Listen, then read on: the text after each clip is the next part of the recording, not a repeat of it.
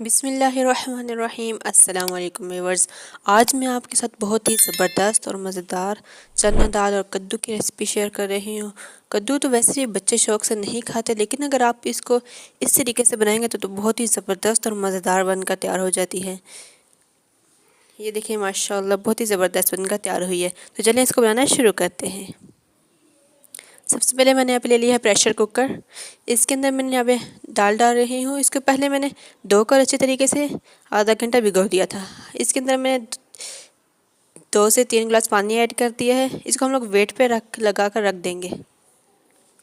नमक भी इसके अंदर ऐड कर दें 1 टीस्पून। इसको मैंने वेट पे लगा दिया है। दूसरी तरफ मैंने ऑयल गर्म होने के लिए रखा है और इसके अंदर मैंने 3 से 4 अदद मीडियम साइज़ के प्याज ले लिए थे। इनको मैंने काट लिया है। ये हम इसके अंदर ऐड करके गोल्डन ब्राउन होने तक पका लेंगे। ये देखें जो प्याज का है हमारा प्यारा सा कलर आ चुका है। अब हम इसके अंदर लहसुन अदरक का पेस्ट डालेंगे। 2 टेबल स्पून मेरे पास लहसुन का पेस्ट है, ये हम इसके अंदर ऐड कर देंगे और इसको मज़ीद 1 से 2 मिनट तक पका लेंगे। ये मैंने ले लिए हैं 3 अदद टमाटर ले लिए थे, इनको मैंने काट लिया है, ये हम इसके अंदर ऐड कर देंगे। इस तरह अगर आपको मेरी वीडियो अच्छी लगे तो चैनल को सब्सक्राइब करना बिल्कुल ना भूलिएगा। वीडियो को लाइक कर दें और एक प्यारा सा कमेंट कर दें। ये मैंने कुछ मसाले ले लिए हैं। नमक 2 टेबल स्पून, हल्दी 1 टीस्पून, लाल मिर्च 1 टीस्पून और मिक्स मसाला 1 टीस्पून और कुछ मेरे पास साबुत गरम मसाला है, ये हम इसके अंदर ऐड कर देंगे। इसको ऐड करके हम अच्छी तरह मिक्स कर लेंगे और मसाले को अच्छे तरीके से पकाएंगे ताकि जो टमाटर हैं वो भी अच्छे तरीके से हमारे गल जाएँ।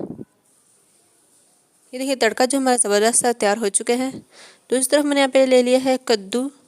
इसको मैंने छिलका रिमूव करके इस तरह छोटा छोटा स्लाइसेस में काट लिया। ना ज़्यादा मोटा है ये और ना ही ज़्यादा बारीक है, बस दरमियाने साइज़ में हमने इसे काट लेना है। इसको काट कर हम अच्छे तरीके से फ्राई कर लेंगे। ये देखिए तकरीबन 5 से 10 मिनट में ये पक जाएगा। आप अगर इसके अंदर थोड़ा सा पानी भी ऐड कर सकते हैं। दूसरी तरफ हमारी दाल है वो भी अच्छी तरीके से गल चुकी है। अब हम इसके अंदर दाल ऐड कर देंगे। इसको डालकर हम अच्छे तरीके से मिक्स कर लें। 1 से 2 मिनट तक आप इसे अच्छी तरह दाल के साथ फ्राई करें। उसके बाद जो दाल का पानी था वही हमने इसके अंदर ऐड कर देना है। ये देखिए लो फ्लेम पर मैंने 10 मिनट तक इसे दोबारा रखा था पकने के लिए।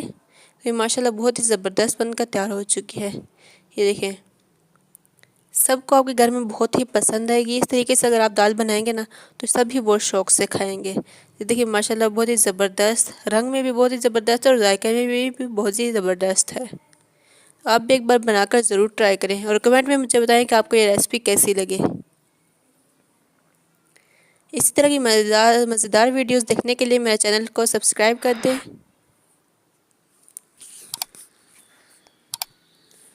मिलते हैं नेक्स्ट वीडियो में। अल्लाह हाफिज़।